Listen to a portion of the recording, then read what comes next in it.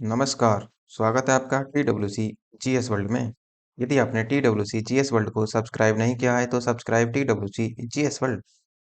जो हमारा भारतीय इतिहास चल रहा है अर्थात जो हमारा घटना चक्र का पूर्वावलोकन वाला चैप्टर चल रहा है जिसे हम अपना भारतीय इतिहास के नाम से जानते हैं, उसके हम प्रैक्टिस कर रहे हैं। और उसी प्रैक्टिस के तहत हमें ये देखना होता है कि हमें किस प्रकार से हमें पिछले वर्षों में किस प्रकार से सवाल पूछे गए। अब देखो, ये हमारा आधुनिक भारत का इतिहास चल रहा है इसमें। और आज इसकी जो यूनिट नंबर होगी अर्थात ये इसका जो लेक्चर नंबर होगा ये लेक्चर नंबर 9 होगा। अब देखो, लेक्चर नंबर 9 बहुत ज्यादा बड़ा है क्योंकि ये जो चैप्टर होगा आपका सामाजिक और धार्मिक सुधार आंदोलन, अर्थात ये कह लो कि आधुनिक भारत में किस प्रकार से धार्मिक सुधार हुए और कौन-कौन से सामाजिक आंदोलन हुए थे। इनमें कौन-कौन से व्यक्ति फेमस थे या कौन-कौन से व्यक्ति प्रसिद्ध थे। इन सब के बारे में देखना है आपको। देखो, ये जो आपका टॉपिक है, ये आपका एग्जाम के पॉइंट ऑफ व्यू से बहुत ही ज़्यादा इंपॉर्टेंट है और प्री के पॉइंट ऑफ व्यू से तो बहुत ही ज़्यादा है। क्योंकि यहाँ से आप ये लगा लेना कि खूब सवाल पूछे जाते हैं। एक-एक आप ये मान लो कि एक-एक आंदोलन से पिछले आपने 2022 का यदि पेपर दिया होगा पीसीएस का तो वहाँ भी 2 सवाल पूछ लिए गए थे। जो अनुसूचित जाति से संबंधित कौन-कौन से आंदोलन चले थे। उससे भी संबंधित इस तरीके के सवाल खूब भर-भर कर पूछे जाते हैं इस टॉपिक से। अब देखो, ये जो आपका टॉपिक होगा ये आपका यूपीएससी, यूपीपीएससी, पीओ, आरओ और एआरओ के लिए बहुत ही महत्वपूर्ण होने वाला है और जितने भी अदर कॉम्पिटिटिव एग्जाम होते हैं, उनके लिए भी बहुत ज़्यादा इंपॉर्टेंट है। क्योंकि यदि इतिहास में हम देखें तो इतिहास को हम 3 भागों में बाँट देते हैं, मॉडर्न हिस्ट्री, मिडेवल हिस्ट्री और एंशिएंट। यदि इन तीनों को कंपेयर करा लिया जाए, तो सबसे ज़्यादा सवाल मॉडर्न हिस्ट्री से ही आते हैं। ये आप ध्यान रखना पूरी तरीके से। और जब मॉडर्न हिस्ट्री से ही आते हैं तो सबसे पहले इसी वजह से मैंने आपको पहले मॉडर्न हिस्ट्री की प्रैक्टिस करना उचित समझा है।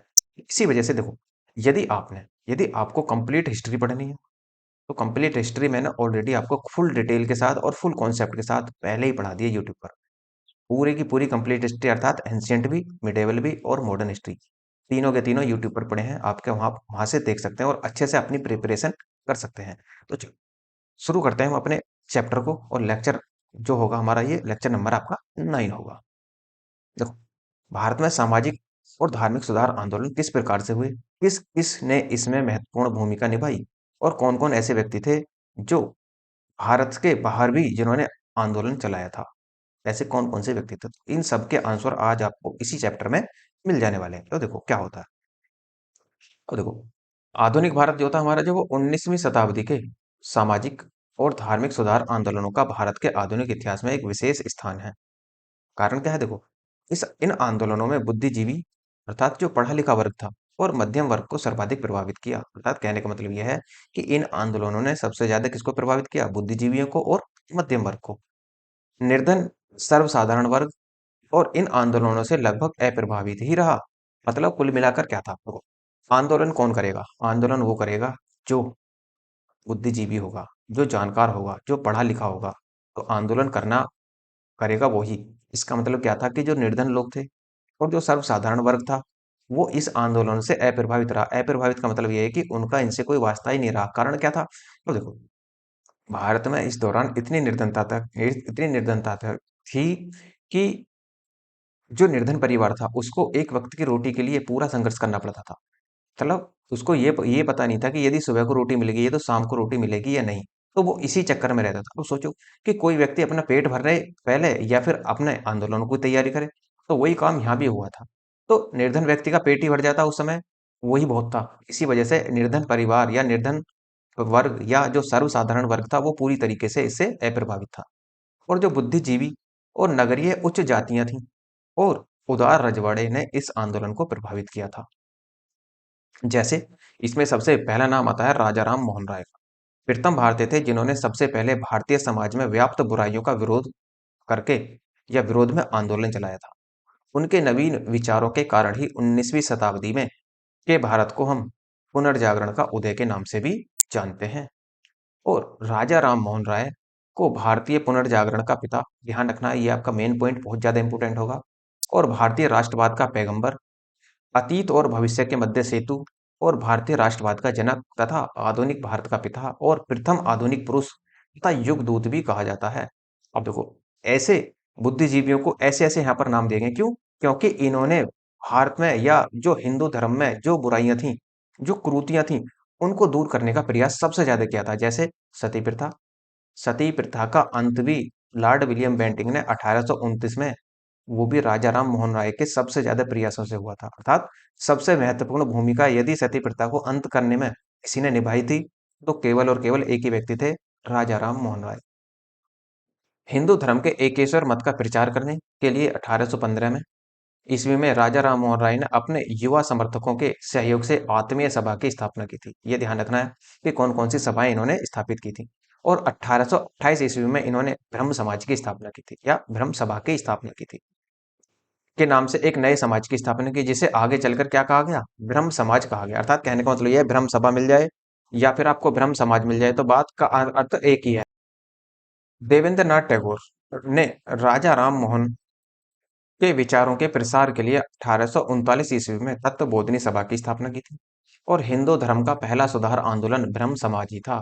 इसने जिसने जिसको राजा राम मोहन राय ने स्थापित किया था, जो 1828 में स्थापित किया गया था, जिस पर आधुनिक पाश्चात्य विचारधारा का बहुत प्रभाव पड़ा था। मुगल बादशाह अकबर द्वितीय ने राम मोहन राय को राजा की उपाधि दी थी। इन्हीं को ही देखो, हुआ क्या था कि जो मुगल बादशाह अकबर था, अकबर द्वितीय था, इसने मोहन राय को ही अपनी पेंशन बढ़वाने के लिए इंग्लैंड भेजा था, और इसी कारण इन्हें क्या दी थी, राजा की उपाधि देकर इंग्लैंड भेजा था। के साथ ही के दूत के रूप में 1830 में तत्कालीन ब्रिटिश सम्राट विलियम चतुर्थ के दरबार में भेजा था। और राय को इंग्लैंड में सम्राट से मुगल बादशाह अकबर द्वितीय से मिलने वाली पेंशन की मात्रा बढ़ाने पर बातचीत करनी थी। अर्थात कहने का मतलब यह है कि जो राजा राम मोहन राय को इंग्लैंड भेजा गया था, वो अकबर द्वितीय ने अपनी पेंशन बढ़वाने के लिए भेजा था। और इसी दौरान क्या होगा कि इंग्लैंड के ब्रिस्टल में ही 27 सितंबर 1833 को राजा राम मोहन राय की मृत्यु हो जाती है, और इनकी समाधि भी ब्रिस्टल में ही स्थापित है। शिक्षा के क्षेत्र में राजा राम मोहन राय अंग्रेजी शिक्षा के पक्षधर थे। उनके अनुसार एक उदारवादी पाश्चात्य शिक्षा ही अज्ञान के अंधकार से निकाल सकती है और भारतीय को देश के प्रशासन में भाग दिला सकती है। उन्होंने मूर्ति पूजा, बाल विवाह, सती प्रथा जैसी सामाजिक कुरीतियों का विरोध किया था। अर्थात रामकृष्ण परमहंस ने इस बात पर जोर दिया था कि ईश्वर तक पहुंचने के कई मार्ग हो सकते हैं। उन्होंने उपासना के सभी रूपों में एक ही परमात्मा की आराधना करते हुए सभी धर्मों की पूजा विधियों में एक ही ईश्वर की खोज की, जिसे पाने के लिए सभी धर्मावलंबी अपने अपने मार्ग से उस गंतव्य का ध्यान करते हैं।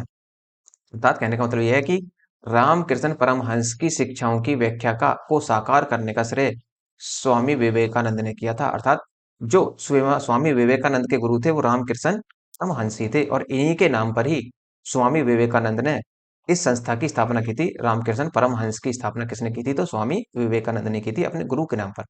और स्वामी विवेकानंद जो रहे थे वो 1863 से 1902 तक थे। उन्होंने इस शिक्षा का साधारण भाषा में वर्णन किया, और स्वामी विवेकानंद इस नवीन हिंदू धर्म के प्रचारक के रूप में उभरे। और 1893 ईस्वी में शिकागो शिकागो कहाँ है, वर्तमान यूएसए में, शिकागो में गए, जहां उन्होंने वर्ल्ड पार्लियामेंट ऑफ रिलीजन अर्थात विश्व धर्म संसद में भाग लिया था। और इसी विश्व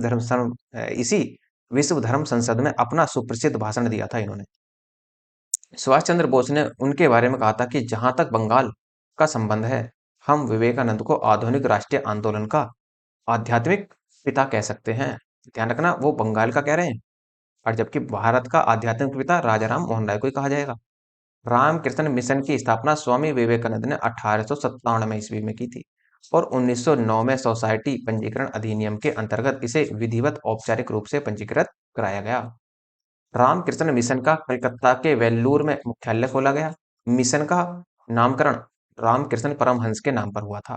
यह 19वीं सदी का अंतिम महान धार्मिक एवं सामाजिक आंदोलन था।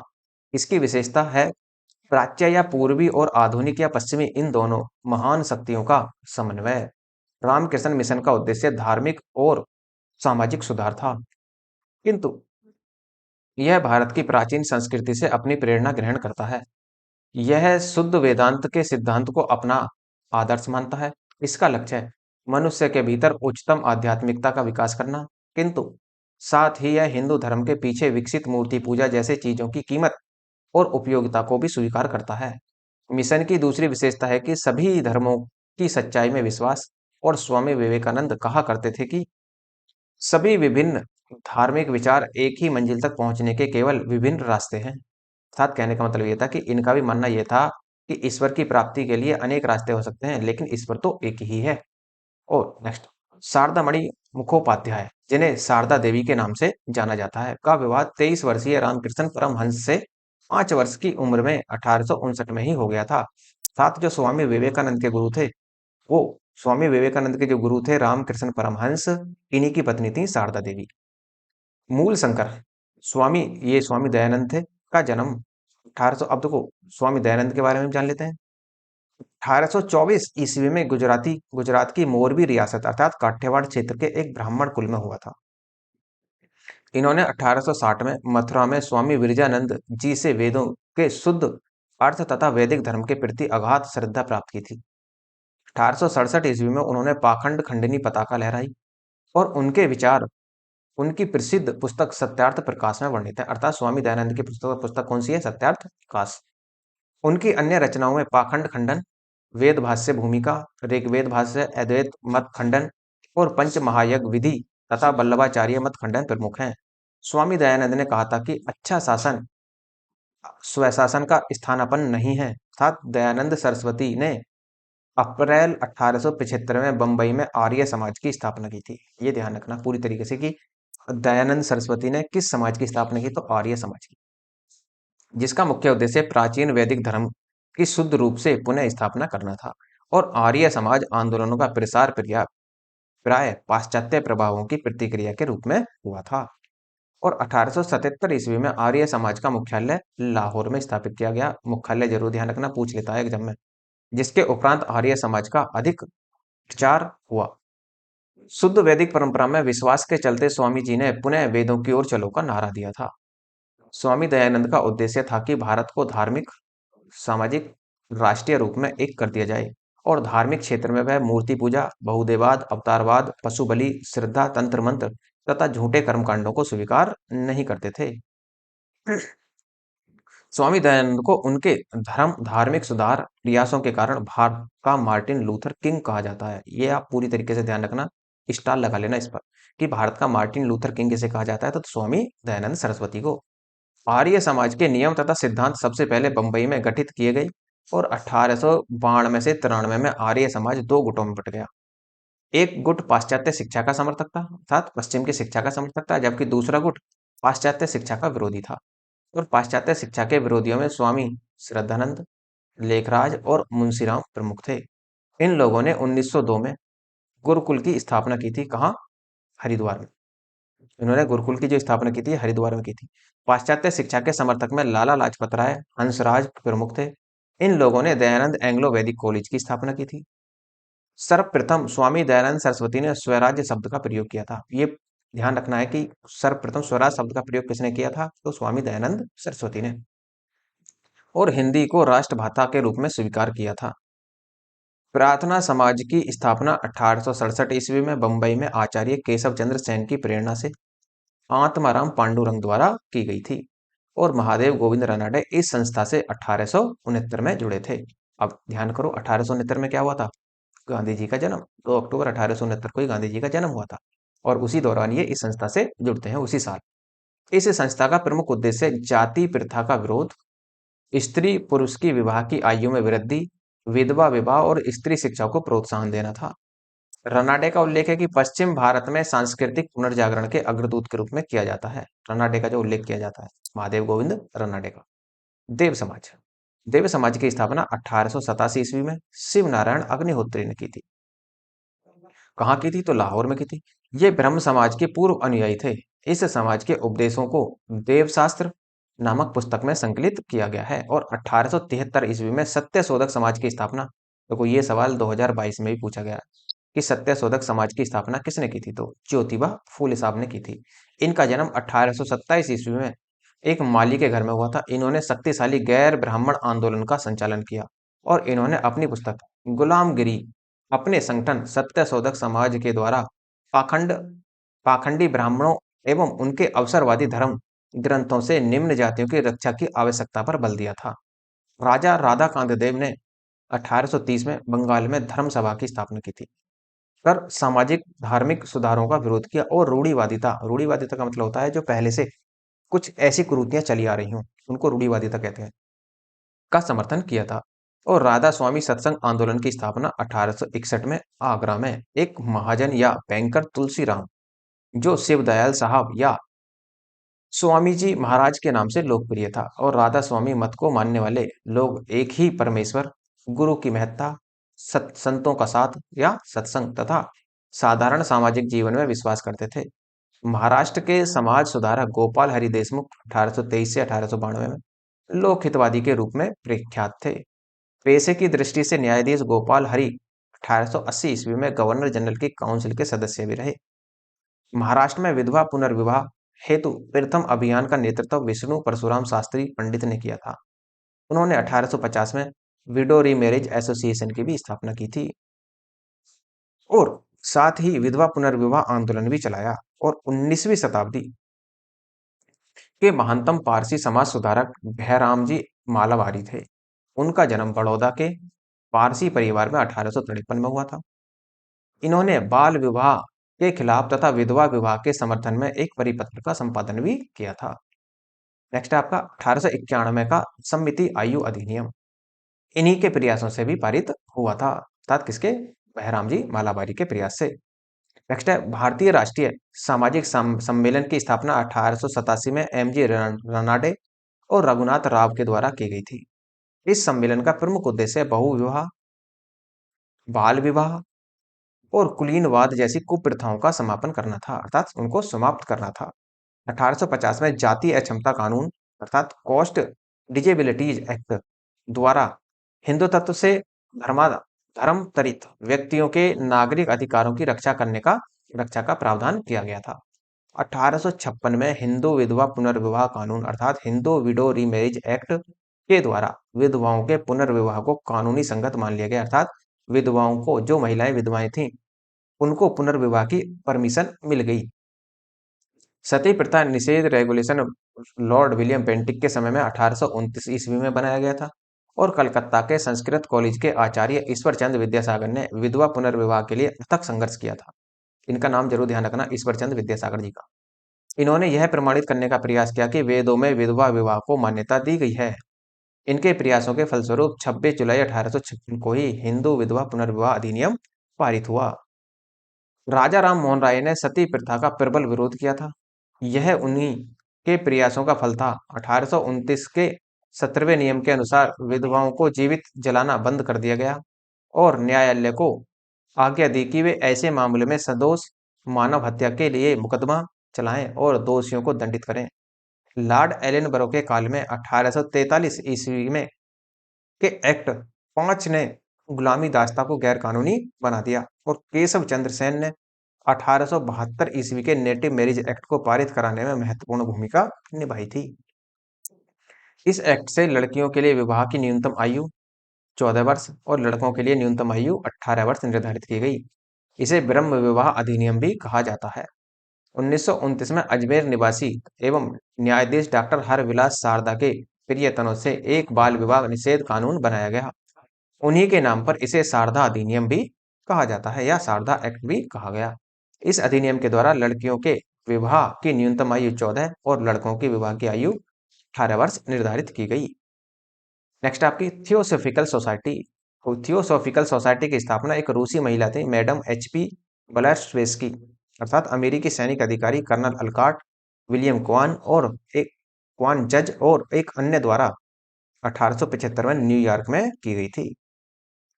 इस सोसाइटी के संस्थापक 1882 ईस्वी में मद्रास के पास अडियार नामक स्थान पर सोसाइटी का मुख्यालय स्थापित करते हैं, जो बाद में इसका अंतर्राष्ट्रीय कार्यालय बन जाता है।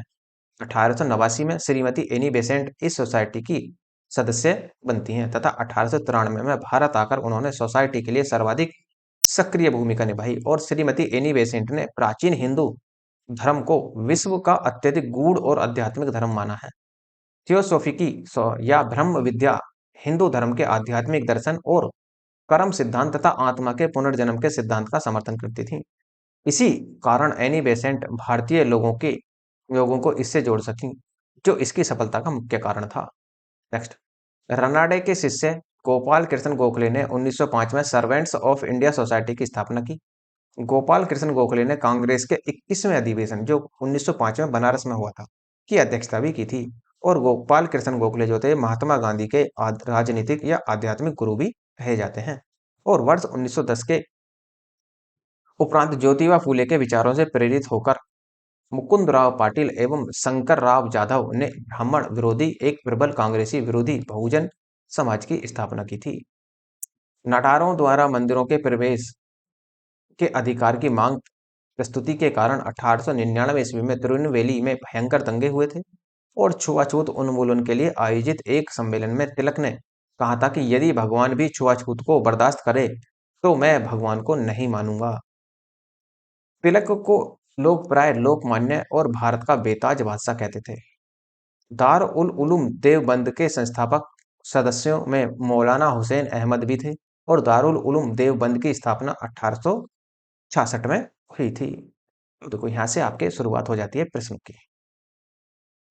इतना ही आपको वहां पर देखना है, तो प्रश्नों की शुरुआत करते हैं और इसको लेकर आगे बढ़ने का प्रयास करते हैं। चलो, तो देखो 19वीं शताब्दी के धर्म एवं समाज सुधारक आंदोलनों ने जनसंख्या के किस वर्ग को मुख्यतः आकर्षित किया था? अब देखो किस किस को आकर्षित किया था? बुद्धिजीवियों को आकर्षित किया था, हाँ जी। नगर के उच्च जातियों को बिल्कुल इन्होंने आकर्षित किया था। जन निर्धन सर्वसाधारण वर्ग को नहीं, इन्होंने इसको आकर्षित नहीं किया था। देखो जहां जहां 3 है वहां से आप हटा सकते हैं, इसे भी हटा दो। अभी भी देखो 1 और 2 है तो आपका 1 भी नहीं हो सकता। अब आप इसे अगले को देखो, उदार रजवाड़े भी थे, हाँ जी, तो आपका आंसर डी बनेगा। 19वीं शताब्दी के धार्मिक एवं सामाजिक सुधारों आंदोलनों का भारत के आधुनिक इतिहास में विशेष स्थान है। इन आंदोलनों ने बुद्धिजीवियों के मध्यम वर्ग को सर्व प्रभावित किया और निर्धन सर्वसाधारण वर्ग इस आंदोलन से लगभग अप्रभावित ही रहा। बुद्धिजीवी नगर ये उच्च जातियों एवं उदार रजवाड़ों ने आंदोलन से प्रभावित थे। नेक्स्ट, विचार करना है और कहता है कि सही उत्तर का चयन करना है। वो कह रहा है कि 19वीं सदी के सामाजिक धार्मिक आंदोलनों के कारण भारत का आधुनिकीकरण हुआ। हाँ, कह सकते हैं बिल्कुल हुआ था। फिर है इसका कारण, कहता है कि सामाजिक धार्मिक आंदोलनों के मूल और बुद्धिवाद वैज्ञानिक दृष्टिकोण तथा अन्य ऐसे विचार थे जो आधुनिकता के आधार माने जाते हैं। इसका मतलब दोनों ही सही है और ए जो है की सही व्याख्या आर करता है, इसलिए आंसर आपका बी बनेगा। 19वीं सदी के धार्मिक एवं सामाजिक सुधार आंदोलनों का भारत के आधुनिक इतिहास में विशेष स्थान है। इस आंदोलनों ने बुद्धिजीवियों और मध्यम वर्ग को सर्वाधिक प्रभावित किया। इन सामाजिक आंदोलनों के कारण भारत का आधुनिकीकरण प्रारंभ हुआ। इसके मूल में बुद्धि तथा बुद्धिवादी तथा वैज्ञानिक दृष्टिकोण निहित थे जो आधुनिकीकरण के आधार स्तंभ माने जाते हैं। किस वर्ग को सर्वप्रथम पश्चिमी सभ्यता ने प्रभावित किया था? तो सबसे ज्यादा पश्चिमी वर्ग सभ्यता ने प्रभावित किया था जो शिक्षित हिंदू वर्ग मध्यम वर्ग था। शिक्षित हिंदू मध्यम वर्ग को सर्वप्रथम पश्चिमी सभ्यता ने प्रभावित किया। नवीन पाश्चात्य शिक्षा वर्ग तर्कवाद, विज्ञानवाद और मानववाद से बहुत प्रभावित हुआ और भारतीय समाज एवं धर्म सुधारकों ने इस नव विज्ञान से प्रभावित होकर भीतर से हिंदू धर्म और समाज को सुधारने का प्रयत्न किया और अंधविश्वासों, मूर्ति पूजा तथा तीर्थ यात्रा आदि के तर्क के तराजू में तोलकर धार्मिक और सामाजिक सुधार किए थे। निम्न महापुरुषों में से भारतीय जागृति का जनक कौन कहा जाता है? तो भारतीय जागृति का जनक एक ही व्यक्ति थे, राजा राम मोहन राय साहब। राजा राम मोहन राय को भारतीय पुनर्जागरण का पिता, भारतीय राष्ट्रवाद का पैगंबर, अतीत और भविष्य के मध्य सेतु, भारतीय राष्ट्रवाद का जनक, आधुनिक भारत का पिता और आधुनिक पुरुष और युगदूत भी कहा जाता है। भारतीय राष्ट्रवाद का जनक किसे कहा जाता है? फिर से सवाल रिपीट हुआ। अब देखो इसमें जो थे हमारे राजा राम मोहन राय का तो नाम नहीं है, तो अब आपका आंसर क्या लगेगा? डी, इनमें से कोई नहीं। किसको भारतीय पुनर्जागरण का पिता कहा जाता है? तो राजाराम मोहन राय को ही पुनर्जागरण का पिता कहा जाता है। भारतीय पुनर्जागरण आंदोलन के पिता कौन थे? तो भारतीय पुनर्जागरण आंदोलन के पिता थे राजाराम मोहन राय। भारत में पुनर्जागरण आंदोलन का अग्रदूत किसे कहा जाता है? तो फिर से वही राजाराम मोहन राय को ही। भारतीय राष्ट्रवाद का पैगंबर किसे माना जाता है? तो पैगंबर माना जाता है राजाराम मोहन राय को। एक ही सवाल कई कई तरीके से पूछा जा रहा है बस। भारत का प्रथम आधुनिक पुरुष, तो आधुनिक पुरुष फिर से वही राजाराम मोहन राय साहब को ही माना जाता है। राजाराम मोहन राय द्वारा स्थापित प्रथम संस्था कौन सी थी? तो प्रथम संस्था इन्होंने की थी आत्मीय सभा, जिसे बाद में ब्रह्म समाज का नाम दिया गया। हिंदू धर्म के एकेश्वरवाद मत का प्रचार करने के लिए 1815 ईस्वी में राजाराम मोहन राय ने अपने युवा समर्थकों के सहयोग से आत्मीय सभा की स्थापना की और राजाराम मोहन राय द्वारा यह प्रथम संस्था थी। निम्नलिखित में से कौन आत्मीय सभा के संस्थापक थे? तो राजाराम मोहन राय। ब्रह्म समाज की स्थापना कब हुई थी? तो ब्रह्म समाज की स्थापना देखो 1828 में हुई थी। अब इसमें से कोई सा भी ऑप्शन है नहीं ऐसा, तो आप 1828 इसका आंसर मान सकते हैं। तो राजा राम मोहन राय ने 20 अगस्त 1828 को ब्रह्म सभा नाम से एक नामक समाज की स्थापना की, जिसे आगे चलकर ब्रह्म समाज नाम से जाना गया। इस समाज ने मूर्ति पूजा का विरोध किया और एक ब्रह्म की पूजा का उपदेश दिया। यह ऐसे लोगों की जमात थी जो ईश्वर की एकता में विश्वास करते थे और मूर्ति पूजा से अलग रहते थे। इस नवीन धर्म सामाजिक रीति रिवाजों और धार्मिक कर्मकांडों के लिए कोई स्थान नहीं था। ब्रह्म समाज ने रंग, वर्ण अथवा मत पर विचार किए बिना मानव मात्र के प्रति प्रेम, जीवन की उच्चतम विधि के रूप में मानवता की सेवा पर बल दिया। समाज के सिद्धांतों के मुख्य उद्देश्य के आधार थे मानव विवेक, वेद और उपनिषद। ब्रह्म समाज की स्थापना, तो ब्रह्म समाज की स्थापना किसने की थी? राजा राम मोहन राय साहब ने। हिंदू धर्म का पहला सुधार आंदोलन ब्रह्म समाज ही था, जिस पर आधुनिक पाश्चात्य विचारधारा का बहुत प्रभाव पड़ा। इसकी स्थापना मूलतः ब्रह्म सभा के रूप में 1828 में राजा राम मोहन राय ने की थी। 1830 में लिखे गए प्रन्यासकरण पत्र में उन्होंने बताया कि इस समाज का उद्देश्य शाश्वत, सर्वाधार, प्रवर्त्य ईश्वर की पूजा है, जो सारे विश्व का कर्ता है और रक्षक है। एक नया भवन भी न्यास मंडल को भी दिया गया, जिसमें मूर्ति पूजा, बलि देने की अनुमति नहीं थी। राजा राम मोहन राय के उपदेशों का तात्पर्य सभी धर्मों में आपसी एकता का सामंजस्य स्थापित करना और इसे ईश्वरवादी आंदोलन के रूप में बढ़ाने का श्रेय महर्षि देवेंद्रनाथ टैगोर को जाता है। इस आंदोलन में 1843 ईस्वी में सम्मिलित हुए और उन्होंने ब्रह्म धर्मावलंबियों को मूर्ति पूजा, तीर्थ यात्रा, कर्मकांड, प्रायश्चित इत्यादि से रोका। महर्षि देवेंद्रनाथ टैगोर ने केशव चंद्र सेन को ब्रह्म समाज का आचार्य नियुक्त किया और केशव चंद्र सेन की वाक्पटुता और उदारवादी विचारों ने इस आंदोलन को लोकप्रिय बना दिया।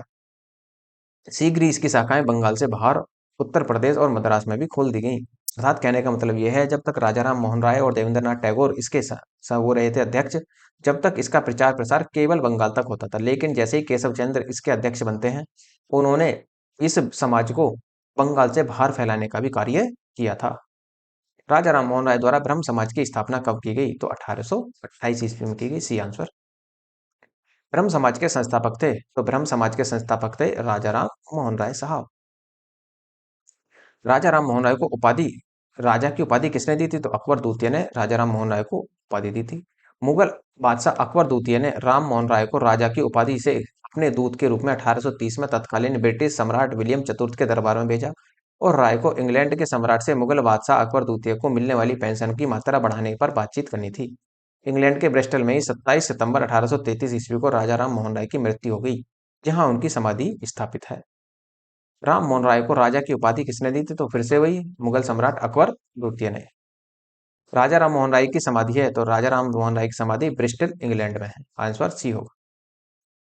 विचार करना है, और ये पूछ रहा है कि केशव चंद्र सेन का संबंध उपयुक्त में से किसकी या किनकी स्थापना से है?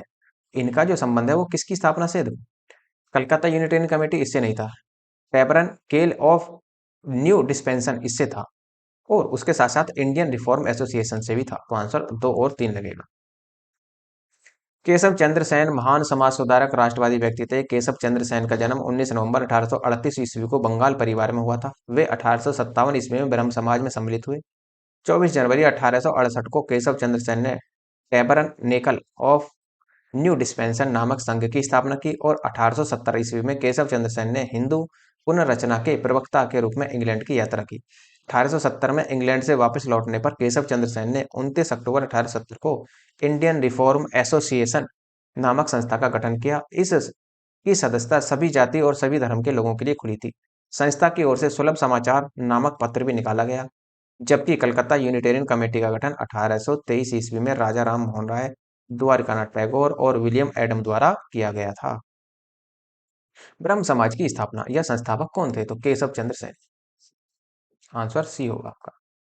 तो ब्रह्म समाज के संस्थापक केशव चंद्र सेन ने देवेंद्र नाथ के 1865 के केशव चंद्र सेन के आचार्य की उपाधि छीन ली और फलस्वरूप केशव चंद्र सेन मौलिक ब्रह्म समाज से अलग हो गए और देवेंद्र नाथ टैगोर के तहत समाज की मूल शाखा ने स्वयं को आदि ब्रह्म समाज के नाम से पुकारा और आचार्य केशव चंद्र सेन के नेतृत्व वाले गुट ने अपने को भारतीय ब्रह्म समाज या नवीन ब्रह्म समाज या नव विधान का नाम दिया। 1878 ईस्वी में नवीन ब्रह्म समाज में पुनः फूट पड़ गई और जब केशव चंद्र सेन द्वारा अपनी 13 वर्षीय पुत्री का विवाह कूच बिहार के राजा से किए जाने के विरोध में आनंद मोहन बोस एवं शिवनाथ शास्त्री द्वारा साधारण ब्रह्म समाज की स्थापना की गई। अब देखो कुछ नोट दिया है। 20 अगस्त 1828 को राजा राम मोहन राय ने फेरेजी कमल बोस के मकान साथ जो इस हेतु किराए पर लिया गया था में ब्रह्म समाज की स्थापना की थी। ताराचंद्र चक्रवर्ती इसके प्रथम सचिव थे और देवेंद्रनाथ टैगोर इस समाज में 1843 में तथा केशव चंद्र सेन 1857 में सम्मिलित होते हैं। देवेंद्रनाथ टैगोर एवं केशव चंद्र सेन मध्य वैचारिक मतभेद होने पर 11 नवंबर 1866 को केशव चंद्र सेन ने औपचारिक रूप से पृथक ब्रह्म समाज का गठन किया तो इसका नामकरण भारतीय ब्रह्म समाज हो गया, जबकि पूर्व स्थापित ब्रह्म समाज आदि ब्रह्म समाज के नाम से जाना गया। ब्रह्म समाज की मूल website www.thebrahmsamaj.net gazetteer of India या वॉल्यूम सेकंड इतिहास एवं संस्कृति एवं मैकेमिलन प्रकाशित भारत का सामाजिक सांस्कृतिक और इतिहास अर्थात लेखपुरी दास चोपड़ा में ये तथ्य दर्शित है। बाद में इतिहास लेखन के दौरान प्रख्यात हिंदी इतिहासविदों प्रोफेसर बी.एल. ग्रोवर और प्रोफेसर आर.एल. शुक्ल ने आधुनिक भारतीय इतिहास की अपनी पुस्तकों में पता नहीं क्यों इस केशव चंद्र सेन के नवीन ब्रह्म समाज को आदि ब्रह्म समाज बताया। प्रख्यात इतिहासकार द्वारा यह प्रस्तुत किए जाने के कारण अन्य पुस्तकों में यही तथ्य अपनाए गए और प्राय परीक्षा संस्थाओं ने भी अपनी प्रश्नों में आदि ब्रह्म समाज के संस्थापक के रूप में केशव चंद्र सेन के उत्तर के रूप में माना है, जबकि वास्तविक तथ्य इसके ठीक उलट है, अर्थात केशव चंद्र सेन का नवीन ब्रह्म समाज भारतीय ब्रह्म समाज और नाथ टैगोर के नेतृत्व वाला मूल ब्रह्म समाज आदि ब्रह्म समाज ही है। आदि ब्रह्म समाज की स्थापना किसने की थी? तो देवेंद्रनाथ टैगोर ने इसकी स्थापना की थी। ब्रह्म समाज का सिद्धांत आधारित है, तो ब्रह्म समाज का सिद्धांत एकेदवाद अर्थात एकेश्वरवाद पर आधारित था। 1828 में राजा राम मोहन राय ने ब्रह्म समाज की नींव डाली। ब्रह्म समाज की स्थापना का उद्देश्य एकेश्वरवाद की उपासना, मूर्ति पूजा का विरोध, अवतारवाद का खंडन और ब्रह्म समाज ने सार्वभौमिक ईश्वर की उपासना पर बल दिया था। राजा राम मोहन राय ने निम्न में से किसका विरोध नहीं किया? देखो किसका विरोध नहीं किया था? पाश्चात्य शिक्षा का। बाल विवाह का किया था उन्होंने, सती प्रथा का, मूर्ति पूजा का। शिक्षा के क्षेत्र में राजा राम मोहन राय अंग्रेजी शिक्षा के पक्षधर थे। उनके अनुसार एक उदारवादी पाश्चात्य शिक्षा ही अज्ञान के अंधकार से हमें निकाल सकती है और भारतीयों को देश के प्रशासन में भाग दिला सकती है।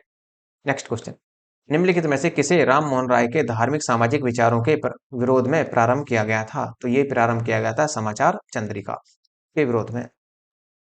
राम मोहन राय के धार्मिक सामाजिक विचारों के विरोध में भावनीचरण बंदोपाध्याय 1822 में समाचार चंद्रिका ये एक पत्रिका थी का प्रकाशन शुरू किया। इससे पूर्व वे संवाद कॉमेडी के संस्थापक भी रहे। ब्रह्म समाज के बारे में निम्नलिखित में से कौन से कथन सही हैं? तो ब्रह्म समाज के बारे में कौन से कथन सही हैं? इसने मूर्ति पूजा का विरोध किया था। हाँ, बिल्कुल किया था। धार्मिक ग्रंथों की व्याख्या के लिए इसने पुरोहित वर्ग को अस्वीकार कर दिया, ये भी ठीक है। इसने इस सिद्धांत का प्रचार किया कि वे त्रुटिहीन है, नहीं, ऐसा कोई प्रचार नहीं किया था, इसलिए आंसर कौन सा सही होगा? केवल एक और दो।